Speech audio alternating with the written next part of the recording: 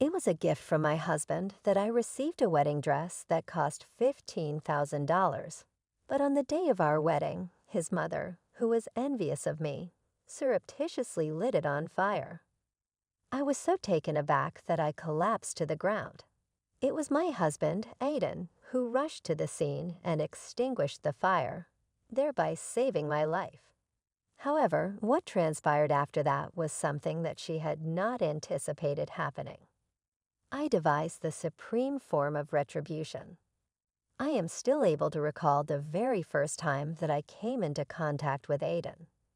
Suddenly, it seemed as though time had slowed down, and everything else vanished. It was only him that I could see. In addition to being tall and charming, Aiden Gillen, a professional rugby player who was 30 years old, has a smile that could make any room brighter. The fact that he was attractive was not the only thing that drew me to him. It was the manner in which he dealt with me. Aiden was wonderful. He was kind with me, and he made me feel unique in a way that I had never experienced before. I was 29 years old at the time, and I was working in the city of Boston as an office assistant. My life was uncomplicated and unchanging. I had a lovely family, a wonderful job, and a group of close friends, but I always had the feeling that something was missing. It turned out that Aiden was the person in question. Our first encounter was at a gathering hosted by a friend. I was hanging out with a handful of coworkers at the time, while he was there with his friends from the national rugby team. This instant connection was something I felt from the time we started chatting to one another. There were a lot of things that we had in common, including our desire for experiencing new things and going on adventures, as well as our opinion that family is very important. As a potential mate, Aiden was all I had hoped for and more. In a short amount of time, our relationship flourished, and we were inseparable. Our conversation covered everything, including our plans for the future together. Before this, I had never been in a relationship in which I felt valued and loved to such an extent. When I was with Aiden, I had the impression that I was the most important person in the entire world. Soon after, we began discussing the possibility of getting married. It was like a dream that came true, and I couldn't wait for the day when we were going to get married. As a result of the fact that Aiden was everything I had ever desired, I believed that nothing could harm our happiness. On the other hand, every relationship has its difficulties, and ours arrived in the form of Miriam, an individual who is his mother. A few times prior, Aiden had brought her up in conversation. In spite of the fact that he spoke with courtesy, there was always a trace of stress in his voice whenever he discussed her. Until I met her, I didn't give it much thought. At least, that's how I felt. When I first encountered Miriam Gillen, I was able to meet her in person.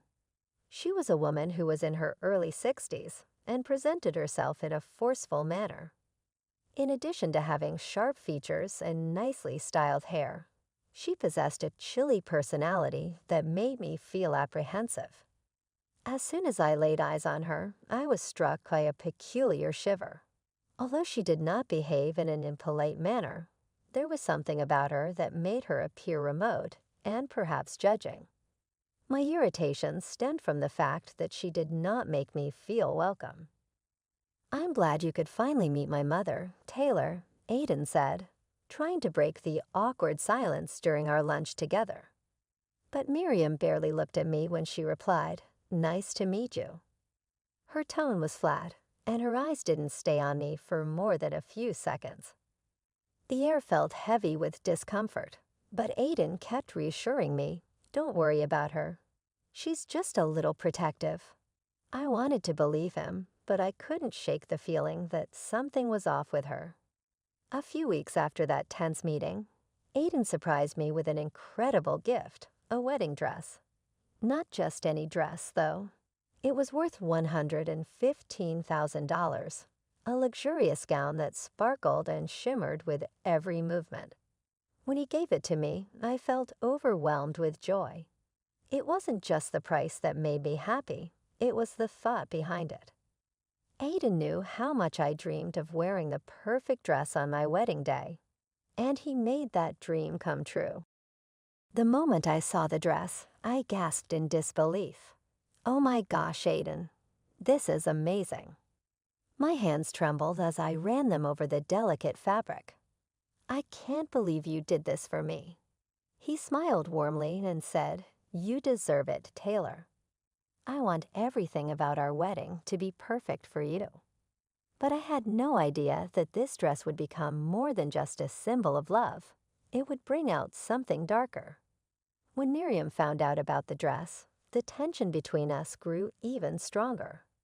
I expected her to be happy for us, but instead, her face went cold as stone when she heard how much Aiden had spent on it. "That dress is too much, Aiden," she said tightly, her voice filled with restraint. "You don't need to spoil her with such extravagant things." "Spoil me?" Her words left me stunned. I never thought of the dress as being about spoiling me. For me, it was about feeling special and loved, but Miriam didn't see it that way. Aiden, however, stood firm. "I don't care, Mom. Taylor deserves this. She's my fiancée, and I love her. This is my choice, and I'm standing by it." The more Miriam disapproved, the colder things felt between us. I didn't want to cause any problems, but the tension between us was impossible to ignore. I couldn't help but wonder, why was she so upset about a dress meant to bring me joy? Then came the wedding day. I walked into the venue wearing my $115,000 dress, and all eyes were on me. Guests admired how beautiful I looked, and I felt proud with Aiden by my side. I was ready to start our new life together. As people came up to congratulate me, I happily shared the story behind the dress. "Aiden gave me this beautiful dress," I said, smiling brightly. The compliments poured in, and I truly felt like the luckiest woman in the world. But then, just as everything felt perfect, Miriam approached me. Her expression was hard to read. She gave me a tight hug and whispered in my ear, "Your time is over now." I froze, unsure of what she meant, but there was no time to think. Suddenly, I felt warmth on my back. Before I could react, I realized my dress was on fire. Screams filled the room, and I spun around in panic. Miriam stood nearby, holding a cigarette lighter, her face calm but with a cold smile. My heart raced as I tried to process what was happening. I looked around desperately for Aiden. He was across the room with some friends, but when he saw the flames, his eyes widened in horror. He pushed through the crowd and ran toward me. The fire spread quickly, burning the outer layers of the dress. Aiden reached me just in time and worked to put out the flames using his jacket to smother them. The heat had seared through the fabric, leaving me with minor burns on my arms. My dress was ruined, but I was alive. "I'm fine, Aiden, really," I said, trying to reassure him, though inside I was shaken to my core. I was in shock. What had just happened? How could Miriam do something so awful? The rest of the wedding felt like a blur. I changed into a simple dress, but the sense of betrayal stayed with me. Something was very wrong, but I didn't fully understand it yet. That night, when Aiden and I got home, I overheard him talking to his mother. Miriam was furious, and her words sent chills through me. She wasn't upset about the dress catching fire. No, she was angry that Aiden had put the fire out. I didn't want to see that expensive dress on her. Miriam shouted, "Why did you even buy her something so extravagant?" In that moment, everything clicked. Miriam's jealousy wasn't just about the dress. She didn't want me to have the spotlight. She didn't want Aiden to love me more than her. I had been so blinded by love that I hadn't seen it sooner. Her coldness, her passive-aggressive comments. It all made sense now. That night, as I lay in bed, I made a decision. I couldn't live like this anymore. I couldn't let her control our lives. Aiden loved me, but it felt like he was trapped in her grasp. I had to take control. That was when I decided to start my journey of taking back my power. Though I knew it wouldn't be easy, this was just the beginning. The days after the wedding were a blur. I kept replaying everything in my mind. The fire, the ruined dress, Miriam's cruel words. It was hard to believe that someone who was supposed to be family could do something so terrible. Aiden, on the other hand, seemed to shrug it all off like it was no big deal. He acted like nothing had happened, and honestly, I didn't know how to feel about that. The tension between us grew. We tried to act normal, but I couldn't ignore the emotional scars Miriam had left behind. The burns on my arms were nothing compared to the hurt inside. Aiden tried to be supportive, but it felt like I was carrying all the emotional weight in our relationship. About a week after the wedding, we were sitting on the couch together. I could tell something was bothering him.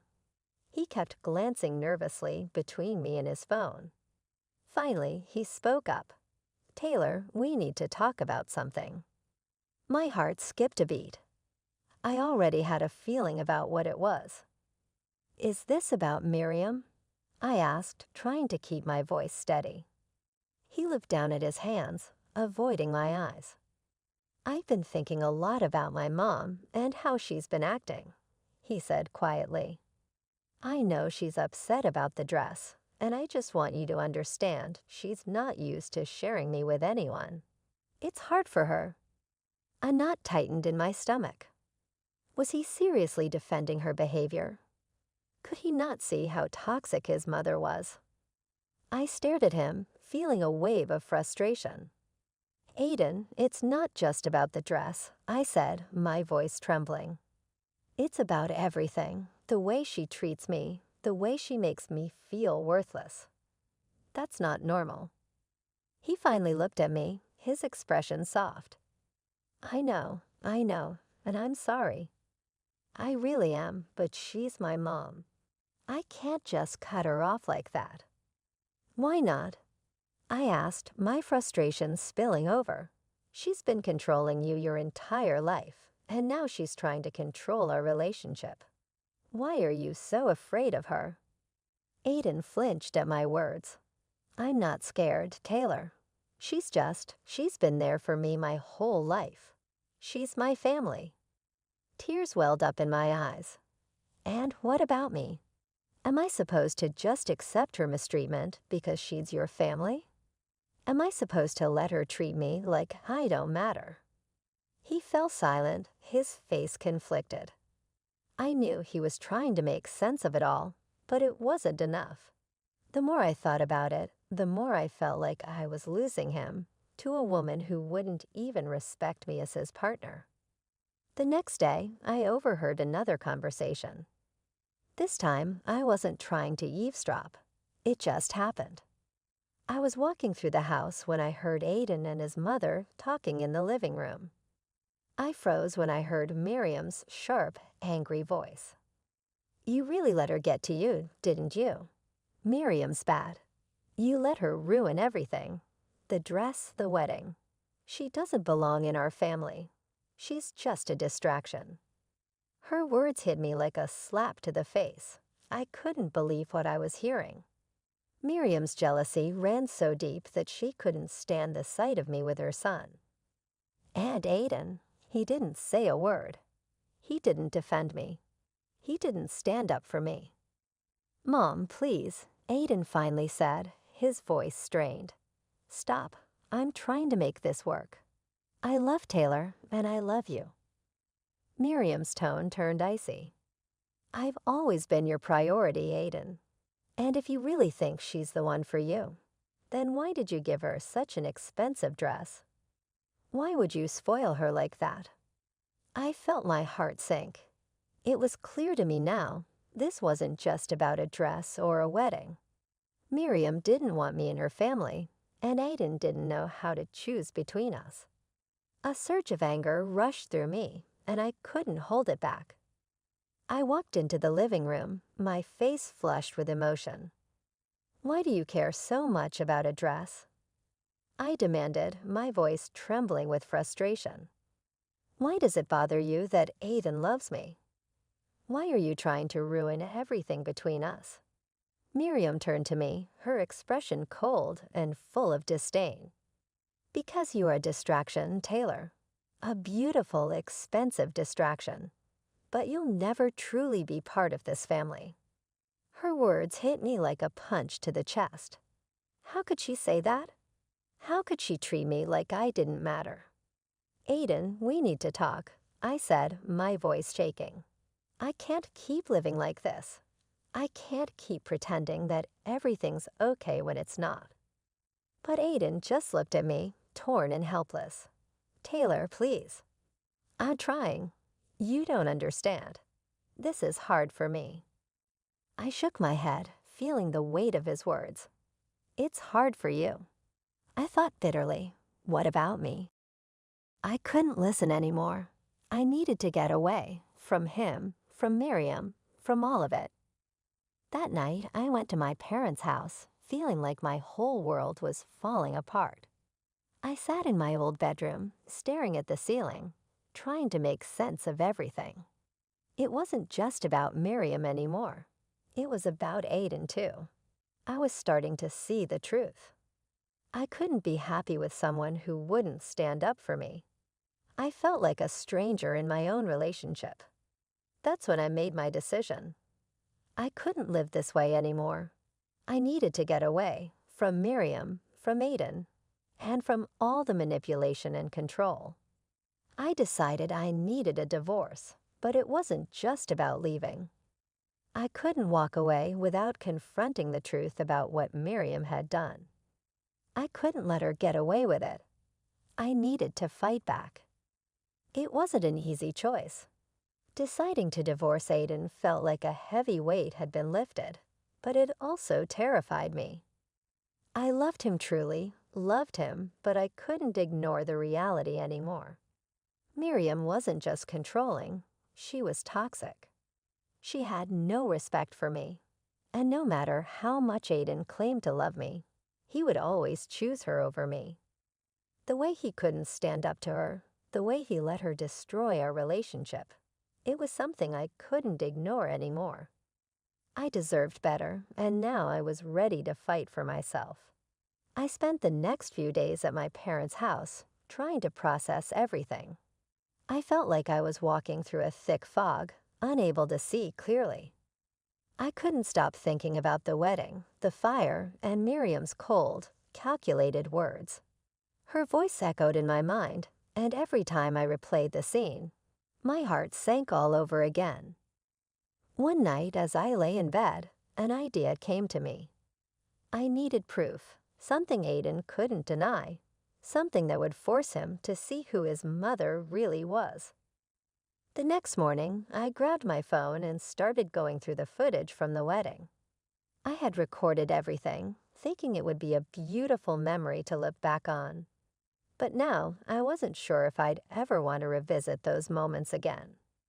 As I skimmed through the video, my stomach churned. Then I saw it. In the moment Miriam hugged me, whispering those chilling words in my ear, her hand moved toward her pocket. She pulled out a cigarette lighter. My breath caught in my throat. I had noticed it during the chaos, but there it was, clear as day. Miriam had deliberately set my dress on fire. For a moment, I just stared at the screen, unable to believe it.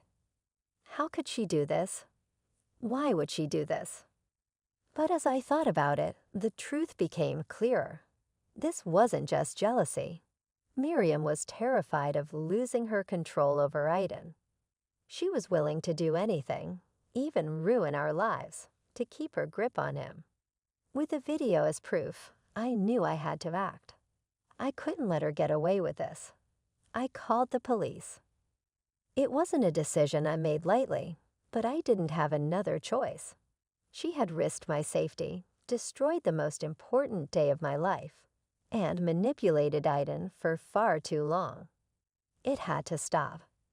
The police took my report seriously, and an investigation was launched. It didn't take long for them to gather enough evidence to arrest Miriam. When I got the call telling me she had been taken into custody, I felt a strange mix of emotions: relief because she was finally being held accountable, and anger because she had taken so much from me. This wasn't just about the dress or the fire. It was about everything she had done to try to break me. But now I was finally taking back control of my life. I knew Miriam was finally going to face the consequences for everything she had done to me and Aiden. But I couldn't help feeling angry too. Angry about the pain she caused, and the way Aiden let her actions go unchecked. When Aiden found out about her arrest, he was furious. He called me, shouting and accusing me of ruining his family. But I didn't care anymore. I had tried to be patient, tried to make things work. But I had given him every chance to stand up for me, and he hadn't.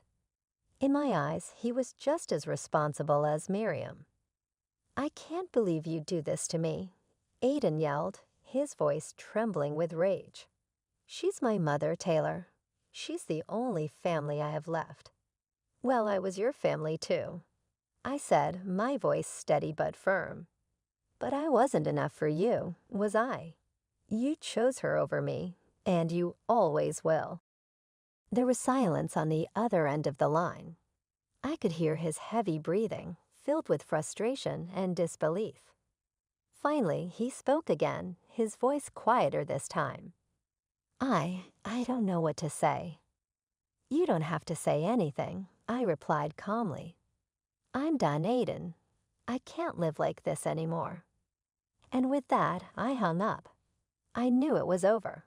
My marriage was over, but instead of feeling broken, I felt free. Free from Miriam, free from Aiden, and free from all the manipulation and control that had held me down for so long. The police eventually charged Miriam with multiple offenses, including endangering my safety. She was sentenced to a long prison term. When I heard the news, I felt a strange sense of justice. I had taken a stand, fought back, and won. But the real victory wasn't her punishment. It was reclaiming my life. I promised myself that I would never let anyone, not even family, control my happiness again. After everything that had happened, I finally felt like I could breathe again. The chaos, the heartbreak, the fire, it was all behind me. For the first time in months, a sense of peace settled over me. But I knew that the hardest part was still ahead. Moving on.